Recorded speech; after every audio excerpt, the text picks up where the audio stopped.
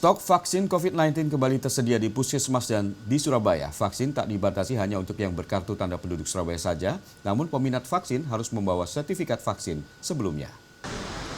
Setelah mengalami kekosongan stok karena tidak adanya kiriman dari pemerintah pusat, vaksin COVID-19 kini kembali tersedia di beberapa puskesmas di Surabaya.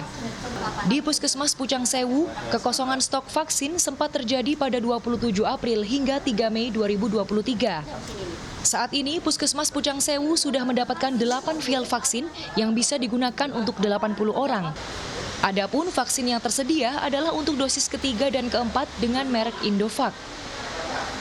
Kalau sekarang ini hari ini kita sudah ada kiriman lagi dari pusat untuk vaksinnya, memang jenisnya Indovac buat dosis 3 dan 4. Tadi kita mendapatkan 6 vial, satu vial itu bisa untuk 10 orang. Gitu. Nanti mungkin kalau misalnya sudah habis baru kita tanyakan lagi apakah di pusat masih ada atau enggak. Nanti kalau misalnya masih ada biasanya dikirim lagi sih.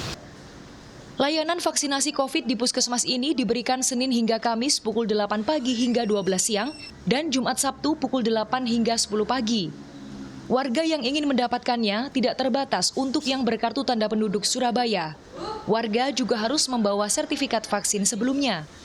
Dari kuota yang disediakan untuk 50 orang pada Kamis, hanya 10 orang yang melakukan vaksinasi. Dosis 3, karena saya mau kuliah tahun ini buat di Uinsa Surabaya ya. Alhamdulillah gampang sih. Bawa cuma KTP sama bukti vaksin sebelumnya 1-2. Jika ingin mengetahui jadwal vaksinasi, warga bisa memantau Instagram Dinas Kesehatan Surabaya. Masing-masing puskesmas menyediakan beragam dosis dan merek vaksin COVID. Kanza Tamarindora, Didin Iswandani, Surabaya, Jawa Timur.